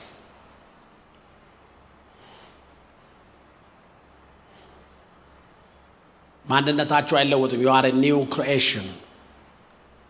አንዳንድ ጊዜ ሰዎች ኒው ክሪኤሽን ስናስተምር ጸባያቸው ይመስላችኋል። ፐርሰናሊቲያችሁ አይደለም እሱ። that's your identity. you have to understand your identity. if you understand your identity, you can change your personality. ሰምታችኋል? እንዴት ወደዛና ወደዚህ እንደሚሄድ አያችሁት? አሁን ይሄ በሙሉ ከዛ ቆይቼ ወደ በክርስቶስ ያለንን ማንነት መረዳት ብዬ ሲዲውን ብትሰሙት ይሄን በሙሉ ይይዝላ። አሁን በዚህ መረዳት ከሰማችሁት ብዙ ነገራችሁ ይቀየራል። በክርስቶስ ያገኘነው ማንነት የማይለወጥና የጸና ነው። በእምነት የእግዚአብሔር ልጆች ሆነናል። ያ ማለት you have the DNA of God. You have his DNA inside of you. You can do anything. ምንም ነገር ሊያቆማችሁ አይችልም። ዲያብሎስ አያቆማችሁም። ዮሐንስ ወንጌል ምዕራፍ 1 ቁጥር 12 ላይ ለተቀበሉት ሁሉ ግን በስሙ ለሚያምኑት ለእነርሱ የእግዚአብሔር ልጆች የሆኑ ዘንድ ስልጣንን ሰጣቸው። የእግዚአብሔር ልጆች አሜን። የእግዚአብሔር ፍጥረት ይናፍቅሻል አንቺን ለማየት። ባንቺ ውስጥ የሚገለጠውን የእግዚአብሔርን ጥበብ፣ ባንተ ውስጥ የሚገለጠውን እግዚአብሔርን ለማየት ፍጥረት ይናፍቃል። እኔኮ ፓስተር እንደዚህ that's your personality, not the person you. The person you is different. ፎከስ አንዳንድ ጊዜ ምን ይሆናሉ ሰዎች ጸባያቸው ላይ ፎከስ ያረጉና ማንነታቸውን ያጡታል። አይ ብዙ ጊዜ ቢኖርና ብዙ ብዘባ ጸባያቸው ላይ ፎከስ ያረጋል ማለት በቃ የኔ ጸባይ እንደዚህ ነው። ጸባይን ለመቀየር ማንነት ላይ ፎከስ አድርግ። see yourself in Christ Jesus. በክርስቶስ ኢየሱስ ማን እንደሆናችሁ እዩት። ምን ያህል እግዚአብሔር እንደሚወዳችሁ እዩት። have confidence in God. then suddenly ጸባይህ መቀየር ይጀምራል። because you see yourself differently. በጣም መወዳት ድመት አለች። መስታወት ላይ ቆማ ራሷን መስታወት ውስጥ አንበሳ ታያለች። እና the most matters is how you see yourself. አንበሳ ታያለች። እነዛ ሰዎች ሰላዮቹ 12ቱ ሰላዮች መሃል 10ሩ ኤናቃውያንን አየን።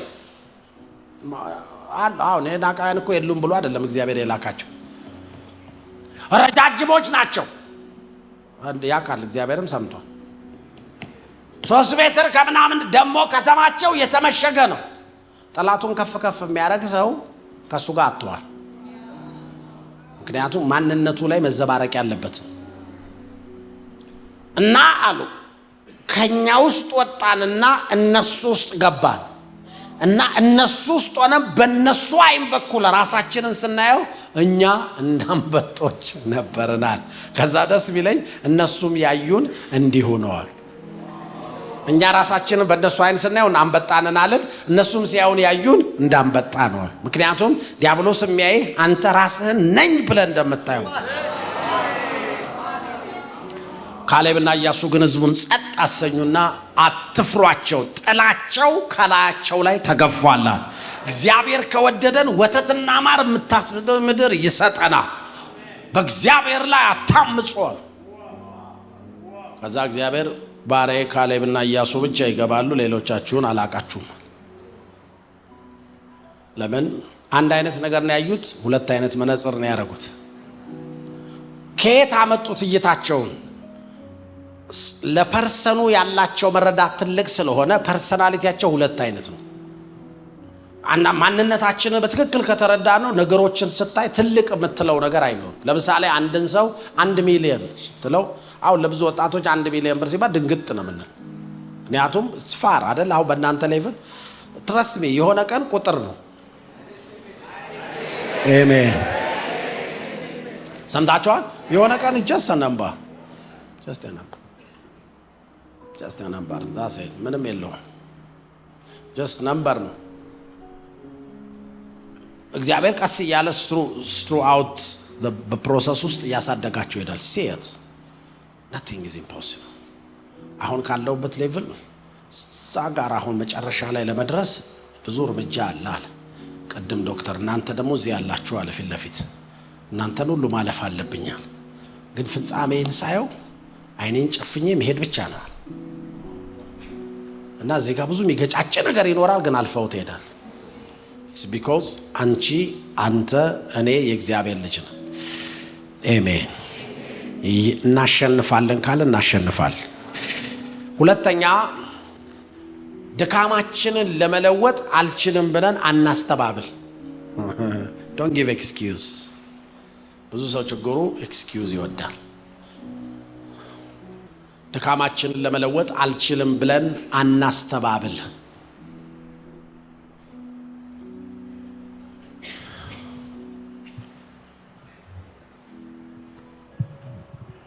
እኔ በቃ እንዲህ ነኝ ልለወጥ አልችልም ብለን ማስተባበያ መስጠት የለብን። እኔ በቃ ምንም ማድረግ አልችልም። ጸባዬን እንዲህ ነኛ በቃ እናቴም እንዲህ ናታ። ልክ እንደ አንዳንድ ይገርመኛል። አንዳንድ ሰው ልክ ኩራቱ ራሱ ልክ እንትን ጀብዱ ይመስለዋል። ግድቡን ጨረስኩ አይነት ነው ላስመረቀው ነው አይነት ኩራት ነው የሚያሳየው። ታው ምክንያቱም ሰውነታችን ወይም ማንነታችን በክርስቶስ ኢየሱስ ተቀይሯል። በጌታ ስንሆን your person is changed ማለት the real you is አሁን ተቀይራችኋል። you are not the same person as before. አሁን you are a different person, a different you. ስለዚህ መላ accept it in Christ Jesus. I'm a new creation. I'm a different person. እኔ የድሮ አይነት የውድቀት ሰው አይደለሁ። የትምህርት ቤቱ ዳይሬክተር የነገረኝን አይነት ሰው አይደለሁ። ሶሪ የሰፈር ሰው ያለኝ ሰው አይደለሁ። እናትና አባቴ ራሱ ያሉኝን አይደለሁ። እግዚአብሔር ያለኝን ያንኑ ነኝ። አሜን። ሁለተኛ ቆሮንቶስ 5:17 ስለዚህ ማንም እዚህ ቤት ያለ ማንም ሰው በክርስቶስ ቢሆን ምንድነው ይላል?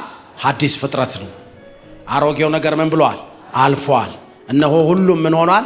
አዲስ ሆኗል። you are a brand new person። ይሄ እናንተ ማንነት ነው። don't see yourself እንደ ድሮ I used to drink, I used to smoke, I used to አንዳንድ ሰው I used to እያለ እዛው ነው ያለው። go out ነበርኩኝ። አሮጌው ነገር ምን ብሏል? እነሆ ስንቱ አዲስ ሆኗል። I'm a brand new person። ስለዚህ አሁን this is my identity.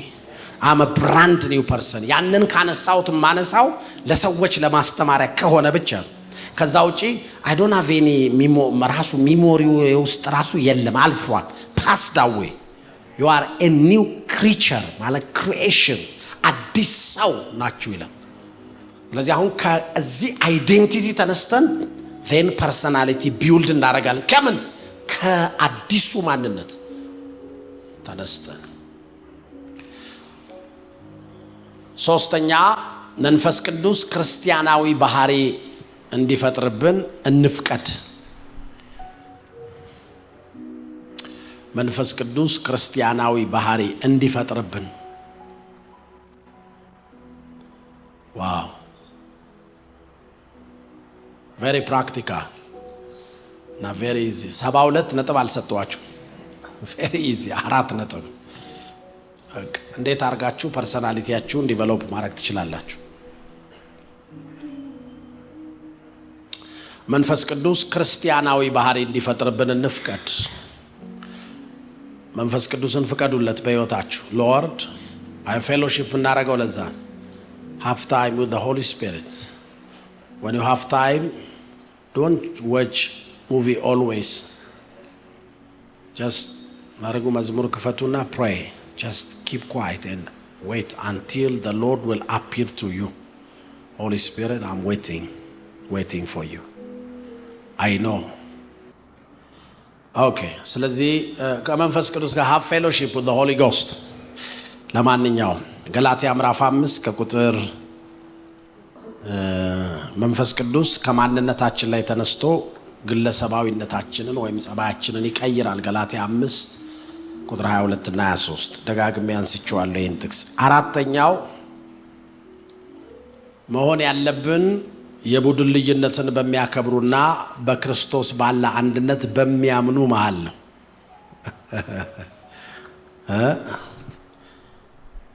መሆን ያለባችሁ ወይም አብራችሁ መቆየት ያለባችሁ ዲፍረንት ፐርሰናሊቲ ያላቸው ነገር ግን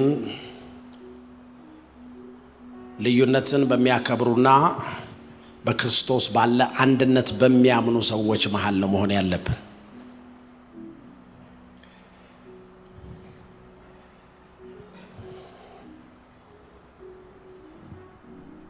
ልዩነትን በሚያከብሩና አንድነትን በሚያምኑ ክርስቶስ ማዕከላዊ በሆነበት ቦታ የተለያዩ ፐርሰናሊቲዎች በአንድነትና በመስማማት ጌታን ሊያገለግሉ ይችላል። አንዳንድ ሰው ዝም ያለ ፐርሰናሊቲ ያለው አይደል? ፐርሰናሊቲ ሁሉ መጥፎ አይደለም። አንዳንድ ሰው ደግሞ አውትጎይንግ ነው። አንዳንድ ሰው መካከለኛ ነው። አንዳንድ ሰው በጣም ፈጣን፣ አንዳንድ ሰው ደግሞ ቀስ ብሎ ነው የሚያረጋው ነገሮች። እነዚህ በሙሉ ክርስቶስን ማዕከላዊ ካደረግን ሳንቸገር አብረን ማሳለፍ እንችላለን። ሁለተኛ አንደኛ ቆሮንቶስ 12:4 የጸጋ ስጦታ ልዩ ልዩ ነው፣ መንፈስ ግን አንድ ነው ይላል። ፊልጵስዩስ አንደኛ ቆሮንቶስ 12:4 መንፈስ ግን አንድ ነው። ልዩ ልዩ ነገሮች ታያላችሁ። now there are diversities of gifts but the same spirit። ቁጥር 7 ላይ ነገር ግን መንፈስ ቅዱስን መግለጥ ለእያንዳንዱ ለጥቅም ይሰጠዋል። ነገር ግን ይሄው መንፈስ ቅዱስ በተለያየ መንገድ በተለያዩ ሰዎች ሕይወት ውስጥ ይገለጣል። ፊልጵስዩስ ምዕራፍ 2 ቁጥር 5 በክርስቶስ ኢየሱስ የነበረ ይህ ሐሳብ ወይም let this mind be in you which was also in Christ Jesus። በክርስቶስ ኢየሱስ የነበረ ማይንድ ሐሳብ ይለዋል፣ ማይንድ ይለዋል ወይም ማይንድ ሴትአፕ የሚለውን የሚናገረው በእናንተ ዘንድ ይሁን። ምንድን ነበር የክርስቶስ አስተሳሰብ ሲል? ሂዩሚሊቲ፣ ራስን ዝቅ ማድረግ።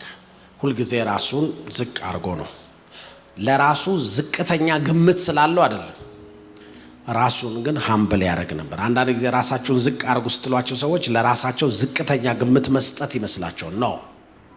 ራስን ዝቅ አድርገው ማየት ሳይሆን ትክክለኛ አመለካከት ኖሮ እየቻልክ ዝቅ ማለት፣ ወደ ታች መሆን፣ ራስህን ዝቅ ማድረግ፣ ብዙም አለመንጠራራት ማለት ነው። ስለዚህ ፐርሰናሊቲ እና ፐርሰን ያላቸው ልዩነት፣ ያላቸው አንድነት እና ያላቸው ደግሞ ግንኙነት ምን ይመስላል የሚለውን በአጭሩ ለማየት የሞከርንበት ትምህርት ይህን ይመስላል። አይ ሆፕ ከአይዴንቲቲያችን እንጀምር፣ ከዛ ፐርሰናሊቲው ይመጣል። አሜን። ክብር ለኢየሱስ ይሁን።